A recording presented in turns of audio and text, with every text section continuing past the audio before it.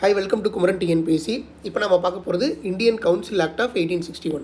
சரி, இதுக்கு முன்னாடி வீடியோவில் வந்து 1858ஓட கவர்மெண்ட் ஆக்ட் பார்த்தோம். கிரேட் ரிவோல்ட் நடந்ததுக்கப்புறம் பிரிட்டிஷ் கவர்மெண்ட் வந்து இந்தியன்ஸோட கோஆப்ரேஷன் நமக்கு முக்கியம், அவங்க இந்த இந்தியாவை வந்து வழிநடத்துறதுக்கும் ஆட்சி அமைக்கிறதுக்கும் அவங்களோட சப்போர்ட்டும் இருந்தால் தான் நம்மளால் முடியுன்றத ஒரு முடிவுக்கு வராங்க.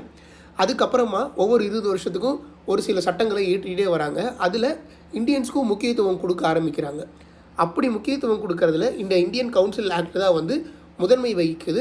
கொஞ்சம் முக்கியமானதாகவும் ஹிஸ்டாரிக்கல் லேண்ட்மார்க்காகவும் பார்க்கப்படுறாங்க. சரி, அப்படி இதில் என்ன தான் பண்ணாங்க இந்த ஆக்டில் அப்படின்னு பார்த்தா, இங்கே தான் வந்து ரெப்ரசன்டேட்டிவ் இன்ஸ்டிடியூஷன்ஸ் அதாவது இந்தியன்களுக்கான ரெப்ரசன்டேஷன் இங்கே தான் உருவாக்குறாங்க. இந்தியர்களை இங்கே தான் உள்ளே சேர்க்குறாங்க, அலோவ் பண்ணுறாங்க. ஏன்னா அப்போ தான் வந்து இந்தியர்களோட சப்போர்ட் நமக்கு கிடைக்குன்றதை முடிவு பண்ணி இந்தியர்களை சேர்த்துணும்னு முடிவு பண்ணுறாங்க. எதுலன்னா சட்டம் இயற்றும் அதிகாரத்தில், லா மேக்கிங் ப்ராசஸில் உருவாக்குறாங்க. அப்படி வைஸ்ராய் வந்து 3 பேரை நான் அஃபீஷியல் மெம்பர்ஸாக இந்த சட்டம் இயற்றும் அதிகாரத்தில் கவுன்சிலில் வந்து உருவாக்குறாங்க. அப்படி வந்து லார்ட் கேனிங் வந்து என்னென்ன பண்ணார் 1862லன்னு பார்த்தா, 3 பேரை நாமினேட் பண்ணுறாரு. Raja of Benares, Maharaja of Patiala and sir Dinkar Rao.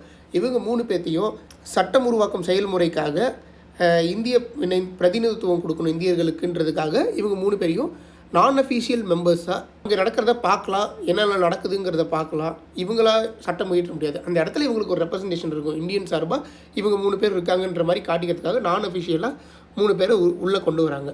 சரி, இந்த ஆக்டில் தான் 1867 தான் டீசென்ட்ரலைசேஷன் அப்படின்னு ஒன்று நடக்குது. அதாவது 1773 இந்த கம்பெனி ரூல் ஆரம்பித்ததுலேருந்து கிட்டத்தட்ட 1858 வரைக்குமே சென்ட்ரலைசேஷன், இந்தியாவை வந்து ஒருங்கிணைக்கணும், பிரிட்டன் கீழே வந்து எல்லாத்தையும் ஒருங்கிணைச்சிட்டு வரணும், மொத்த இந்தியாவை பிரிட்டன்ஸ் தான் பிடிக்கணுன்ற ஒரு ஆட்சி முறையை நோக்கி போயிட்டு இருந்தாங்க. இந்த 1861 தான் வேண்டாம், நம்ம வந்து டீசென்ட்ரலைசேஷன் பண்ணுவோம், இதுக்கப்புறம் வந்து அதிகாரங்களை வந்து பிரித்து கொடுக்க ஆரம்பிப்போம், அதிகாரத்தை வந்து பரவலாக்கிடுவோம் அப்படின்ற ஒரு முடிவுக்கு வராங்க.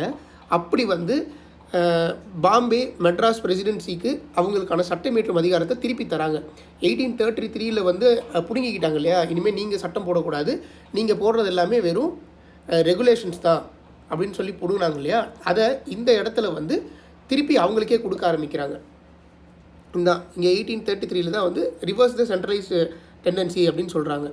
சரி, அப்படி திரும்ப கொடுக்கறதுக்காக அவங்க என்ன பண்ணுறாங்கன்னா, சட்டமீற்றும் கவுன்சில், சட்டமன்ற கவுன்சில்ஸை வந்து பெங்கால், நார்த் வெஸ்ட் ப்ராவின்சஸ், அதாவது பாகிஸ்தான் சைடு, அந்த மாதிரி சைடு, பஞ்சாப் சைடு, இங்கெல்லாம் வந்து 1862, 1886, 1897 வந்து சட்டமன்ற கவுன்சிலை வந்து உருவாக்குறாங்க.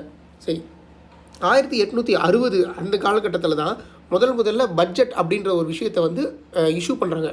நாம் வந்து இந்த விஷயத்துக்கெல்லாம் பட்ஜெட் போட்டு பண்ணலாம் அப்படின்ற மாதிரி ஒரு விஷயத்தை 1860 தான் ஃபஸ்ட்டு இன்ட்ரடியூஸ் பண்ணுறாங்க. அது இந்த 1861 சட்டத்தில் இடம்பெறுது.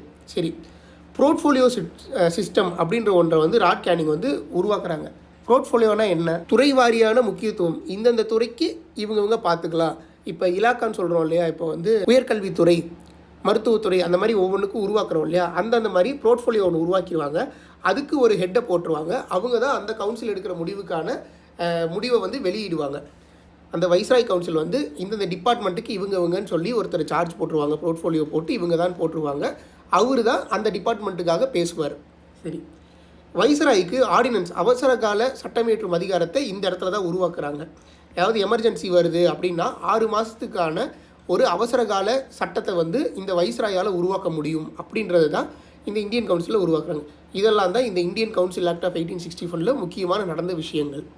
ஓகே, இப்போ நம்ம மைண்ட் மேப் பார்த்துருவோம். 1861 என்ன நடந்ததுன்னா, ரெப்ரசன்டேட்டிவ் கொடுக்கணும்னு முடிவு பண்ணாங்க. 3 பேரை வந்து நான் அஃபிஷியல் மெம்பராக முடிவு பண்ணாங்க. பனாரஸ் ராஜா, பட்டிலியா ராஜா, அப்புறம் சர் டிங்கர் ராவ் அப்படின்ற 3 பேரை வந்து வைஸ்ராயோட கவுன்சிலில் நாமினேட் பண்ணுறாரு நான் அஃபிஷியல் மெம்பர்ஸாக. அப்புறம் டீசென்ட்ரலைசேஷன் ஒன்று வந்து இங்கே தான் நடக்குது.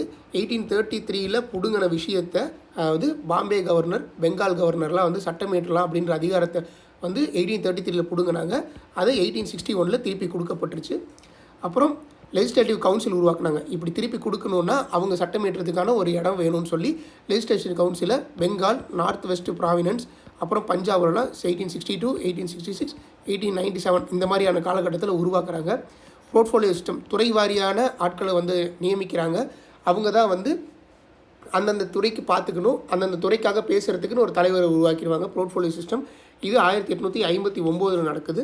அப்புறம் எமர்ஜென்சி பவர், கவர்னருக்கு வந்து 6 மாதத்துக்கான அவசர கால சட்டம் இயற்ற அதிகாரத்தை கொடுக்குறாங்க. ஆர்டினன்ஸ் அதை தான் சொல்லுவாங்க. ஆர்டினன்ஸ் எமர்ஜென்சி டைமில் ஆர்டினன்ஸ் ஒன்று போட்டுக்கலாம் அப்படின்றது உருவாக்குறாங்க.